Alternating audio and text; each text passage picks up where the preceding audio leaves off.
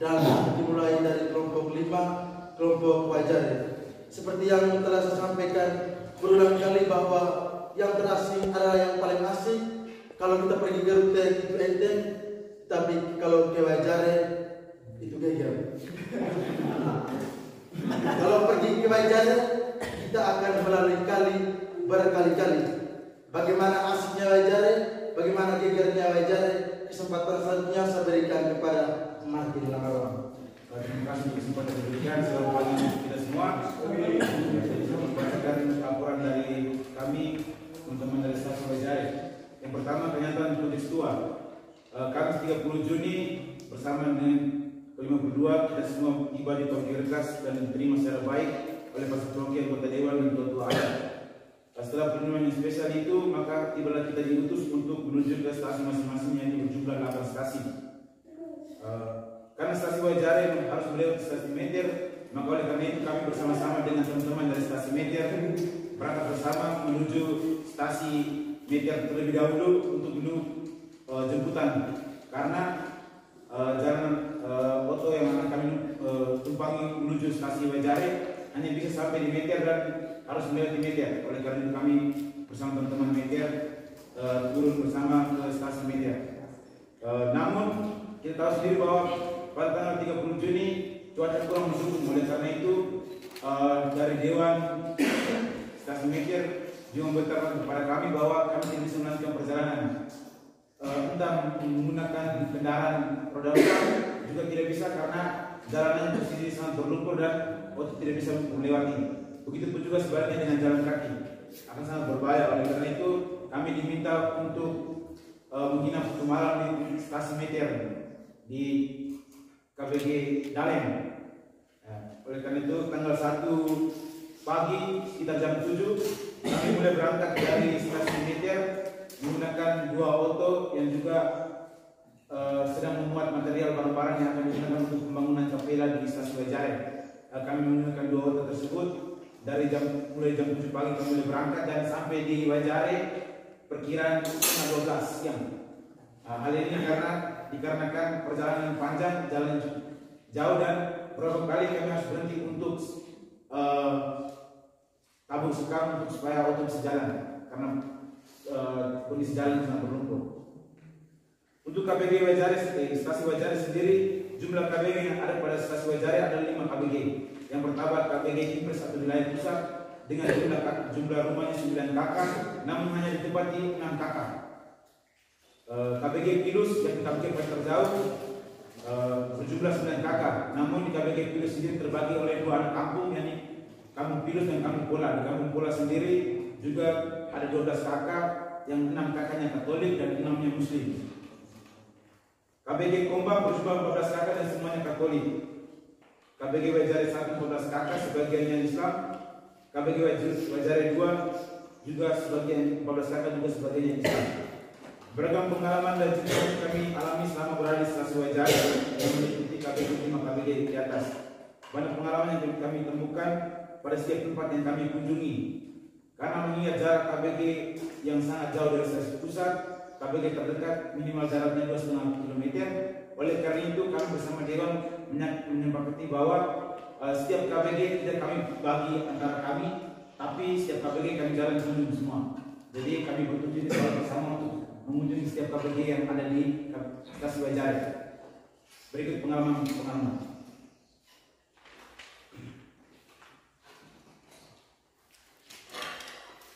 Baik, jadi saya akan membacakan pengalaman yang kami alami di KBG Pilus.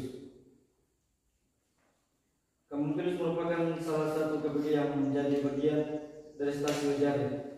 Perjalanan membutuhkan waktu 2 jam lebih dengan melewati jalan setapak, melewati aliran sungai Wajare yang cukup deras, melewati sawah serta mendaki dan menuruni bukit dengan jalan berlumpur dan berbatuan. Perjalanan panjang tersebut terasa lebih cepat karena kami ditemani oleh pemandu yang berasal langsung dari Kampung Pilus.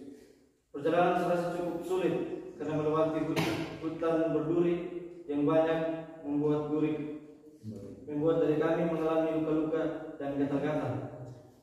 Di KPG Pilus meliputi 2 anak kampung, yakni Kampung Pilus dan Kampung Pola.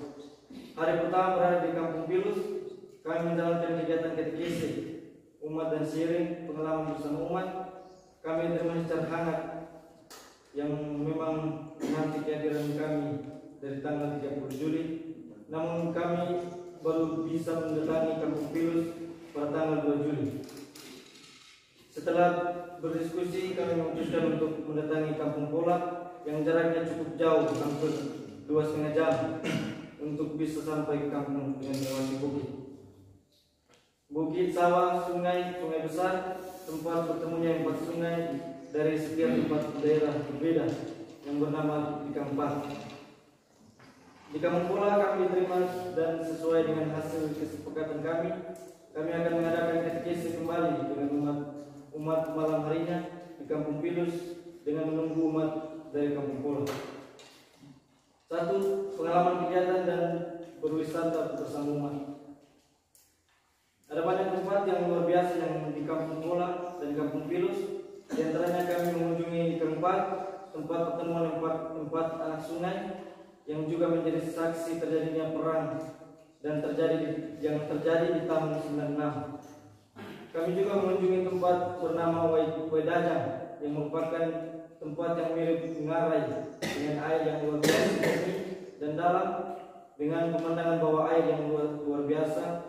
Dan terakhir kami mengunjungi gua yang berada di Kampung Pilus, yakni Gua Matagolong, yang mempunyai jalan masuk yang sempit dan pendek tidak sampai 70 cm. Namun ketika di dalam terdapat sebuah seperti aula besar yang panjang dan gelap, dengan terdapat berbagai sarang walet dan kelawar serta aliran air yang hangat dalam di sepanjang gua itu. Yang kedua, kondisi sosial dan ekonomi KPG Pilus. Masyarakat umumnya adalah seorang petani yang mengerjakan sawah dan berkebun. Keterbatasan yang mereka alami adalah infrastruktur jalan yang tidak dibangun dan diperhatikan karena jalan menuju kedua kampung harus melewati jalan setapak biasa. Oleh karena itu umat sulit untuk mendapatkan uang karena sulitnya infrastruktur, sehingga mereka kesulitan untuk menjual hasil bertani mereka. Ditambah lagi dengan belum menjangkaunya jaringan listrik PLN, sehingga umat juga memiliki keterbatasan dalam informasi, baik informasi umum atau informasi mengenai gereja, diakibatkan tidak ada akses jaringan sinyal handphone di wilayah tersebut. Yang ketiga, kondisi hidup menggereja umat. Kondisi hidup menggereja bisa dikatakan baik. Alasannya karena umat tetap menghidupi iman mereka dengan doa dalam keluarga. Namun kesulitan yang masih terus dirasakan umat adalah kesulitan mendapatkan pelayanan sakramen dari gereja, dan umat kebanyakan terbebani dengan iuran gereja. Ini dirasakan cukup sulit mengingat mereka tidak serta merta mendapatkan uang dengan lancar karena kesulitan ekonomi. Namun pada dasarnya umat tetap setia hidup menggereja dan menjaga keharmonisan dengan umat muslim yang juga hidup mendampingan bersama mereka dalam satu kampung. KPG Kombak, itu KPG kedua yang kami kunjungi setelah KPG Pilus. Kombak merupakan wilayah KPG yang cukup dekat dari stasiun pusat yang jaraknya kurang lebih 2 km. Dengan perjalanan melewati kali besar dan sawah. Sekembalinya dari KPG Pilus, kami bertujuh berangkat menuju KPG Kombak dengan berjalan kaki melewati rute yang sama. KPG Kombak terdiri dari 14 kakak yang semuanya beramal Katolik. Yang pertama, kegiatan bersama umat. Kegiatan yang boleh dilakukan bersama umat adalah kegiatan katekese dan doa rosario yang diikuti oleh seluruh umat KPG Kombak. Wujudnya dari kegiatan katekese adalah kami bersama umat melakukan pekerjaan untuk memperbaiki jalan raya di kampung yang telah ditutup sekitar 2 tahun lalu, namun masih belum diaspal. Selain itu juga kami melakukan banyak kegiatan menyenangkan lainnya bersama umat, yakni menanam voli bersama umat dan mencari kapak di Sungai Wejare. 2. Kehidupan sosial dan ekonomi. Berbeda dengan Kampung Pilus dan Pola, Kampung Kombak memiliki infrastruktur yang sedikit lebih baik dari jalan raya. Akses jalan menuju Kampung Kombak telah dibuat walaupun masih masih jalan tanah yang berbatuan kasar. Umat biasa menjual hasil kebun dan sawah mereka di wilayah terdekat, yakni wilayah Pacar dan lainnya, dengan menggunakan sepeda motor ataupun dengan berjalan kaki memikul karung hasil dagangan. Kehidupan umat Kampung Gombak terlihat sedikit lebih baik secara ekonomi dengan banyak sarjana yang sudah mapan, walaupun lebih banyak anak muda yang juga menganggur. Yang ketiga, kehidupan gereja umat. Hampir sama dengan umat di Kampung Pilus, pelayanan gereja yang terbatas kerap kali dirasakan umat. Alasannya jauh dari parkir pusat dan juga jauh dari stasiun pusat, yang perjalanannya harus melewati sungai besar. Namun keaktifan umat sangat besar jika ada imam yang datang berkunjung untuk merayakan Ekaristi. Umat akan senantiasa hadir karena kerinduan mereka akan perayaan Ekaristi, walaupun harus menempuh perjalanan yang cukup jauh. Yang ketiga, KBG Wajare 1 dan KBG Wajare 2. KBG Wajare merupakan KBG yang ada pada satu kampung dan dibagi menjadi 2 KBG dengan masing-masing KBG terdiri atas 14 kakak.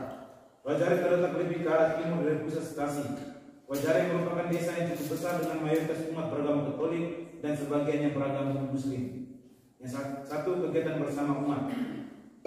Pada KBG Wajare kami memutuskan untuk dibagi menjadi 2 kelompok untuk melayani 2 KBG tersebut dengan pembagiannya pada Wajare 1 yang bertugas adalah Frater Martin Maruang, Frater Daniel Lundun, Frater Ciko Raja dan Bruder Sinaru. Sedangkan pada KBG Wajare 2 yang bertugas adalah Frater Ian Siga, Frater Eman Manuk dan Bruder Rian Waduna. Kegiatan utama yang dilakukan pada masing-masing KBG adalah katekesi dan doa rosario bersama umat. Adapun kegiatan di luar dari kerohanian yakni kegiatan bakti di kuburan, membantu umat dalam persiapan misa kenduri, mengikuti umat mencari perut di sungai dan olahraga takraw bersama. Yang kedua, kehidupan sosial dan ekonomi umat. Kehidupan sosial dan ekonomi umat jauh lebih baik daripada KBG yang lainnya. Umat lebih baik secara ekonomi dengan banyaknya pegawai negeri sipil. Walaupun ada jaringan PLN, namun umat tidak kesulitan untuk urusan komunikasi menggunakan handphone. Selain itu, karunia umat juga terjalin dengan baik, yang dibuktikan umat saling bawa-membawa dalam kegiatan bersama, juga karunia dengan umat beragama lain. Walaupun demikian, ada juga terdapat keprihatinan dari kehidupan umat di KBG Wajare, di mana hampir setengah dari umat, yakni banyak yang memutuskan untuk merantau dengan rata-rata daerahnya adalah Kalimantan dan negara Malaysia. Hal ini dibuktikan dengan cerita dari ketua KBG dan ketua adat serta dengan pemandangan banyak rumah yang kosong. Untuk kehidupan umat secara ekonomi, umat memenuhi kebutuhan dengan menjadi petani yang hasilnya dijual di pasar kas, menjadi pegawai negeri sipil dan menjadi buruh. Jadi menjadi petani, mereka harus memikul dagangan mereka, kemiri, padi, harus memikul dari Wajare, baru bisa memikul dari Wajare menuju ke kas dengan berjalan kaki. Kehidupan umat pada KBG Wajare seperti halnya KBG lainnya kesulitan untuk mendapatkan pelayanan sakramen yang diakibatkan jauhnya proses registrasi dan proses kapila stasi Wajare yang baru dimulai pembangunannya. Namun umat tetap aktif dalam kegiatan gereja seperti halnya ketika umat Wajare secara bersama-sama mempersiapkan berbagai hal untuk kedatangan pastor Profi dan bersama donatur pembangunan kapila. Begitupun juga dengan kedatangan kami para frater dan bruder sangat disambut antusias oleh umat Wajare. Mereka mengakui sangat bahagia dengan kunjungan ini dan mengharapkan terus adanya kunjungan yang dilakukan oleh para frater dan bruder serta para imam. KBG terakhir, KBG Impres atau pusat stasi. Harus mendasar KBG ini dijadikan pusat stasi oleh umat adalah terdapatnya sebuah kapela yang dipakai oleh umat untuk misa. Juga terdapat sekolah yakni Impres SD Impres Wajare sehingga Impres menjadi pusat stasi. Untuk kapela sendiri ukurannya tidak lebih besar dari ruang kelas kita yang sekarang. Jadi panjangnya kira-kira hanya sampai sebatas papan di belakang dan lebarnya hanya dari papan ini sampai di sebelah tembok sebelah. Jadi ukuran kapelanya sudah sangat memprihatinkan, apalagi kondisi kursi seng-seng juga sudah terlepas, dia punya bangunan papan-papan di samping kiri kanan juga ada banyak yang sudah jebol. Yang pertama, kegiatan bersama umat. Kegiatan yang boleh kami lakukan bersama umat adalah membantu umat dalam segala persiapan menyambut kedatangan pastor Progi bersama donatur pembangunan kapela Wajare. Kedatangan donatur sebagai berkah bagi umat Wajare karena dilihat dari kondisi kapela umat yang sekarang benar-benar memprihatinkan. Kami juga bersama umat betul bekerja di kapela, misalnya menggali lubang fondasi kapela ataupun memikul batu untuk pembangunan. Sedangkan untuk kegiatan rohani seperti biasa kegiatan katekesi dilakukan bersama umat juga dengan doa rosario bersama umat. Untuk keaktifan umat sendiri, kami mengakui umat sangat terlibat aktif. Walaupun disibukkan dengan kegiatan pembangunan kapela, tapi mereka masih menyisihkan waktu untuk kegiatan bersama kami para pemuda. Yang kedua, kondisi sosial dan ekonomi. Kondisi sosial dan ekonomi umat juga sama halnya seperti KBG Stasi Wajare. Ekonomi pas-pasan mengingat kondisi jalan yang tidak mendukung. Walaupun begitu, umat tidak pernah kekurangan bahan makan karena Wajare terkenal akan tanah yang subur dan terdapat beberapa sungai yang ada pada Wajare. Yang ketiga, kondisi hidup gereja. Umat Wajare merupakan umat yang menurut kami sangat merindukan adanya kapela yang layak dan sangat membutuhkan pelayanan sakramen, apalagi Ekaristi. Umat walaupun hidup terpisah-pisah sangat kompak dalam urusan rohani, misalnya dengan doa bersama. Berikut disermin. Setelah melihat berbagai pengalaman yang telah kami alami bersama suka dan duka hidup bersama umat di Stasi Wajare, kami melihat adanya sebuah motivasi untuk melakukan pelayanan umat. Bagaimana kerinduan akan pelayanan membuat kami diteguhkan untuk menjadikan diri kami sendiri lebih serius dalam menampung jalan panggilan kami. Kami melihat Allah yang ada dalam diri mereka yang selalu bersemangat di tengah keterbatasan hidup mereka. Kami melihat Allah yang setia menerima kami dengan tangan terbuka dan dengan yang cinta yang mereka berikan. Oleh karena itu kami percaya Allah telah mengendaki bahwa Allah sendiri yang telah memilih kami untuk datang dan melihat umat yang merindukan sosok biarawan. Jika hari itu kami datang untuk hidup bersama, kami yakin percaya Allah mengendaki kami datang di kemudian hari untuk menjadi seorang imam ataupun guru dari berkata. Komitmen sekembali dari tempat ini Wajare, kami telah menemukan semangat baru dalam menjalankan arti panggilan dan tempat pembinaan manusia yang sangat berlaku. Kami ingin lebih bersungguh-sungguh dalam melihat jati diri kami dan panggilan kami khususnya. Kami ingin lebih bersungguh-sungguh dalam menjalankannya. Bila perlu membuat bangga tempat pemimpin kami bahwa komitmen yang juga mereka inginkan dari kami telah kami hidupkan dan menjadi seorang misionaris sejati. Pembaruan dan pendidikan setiap saudara.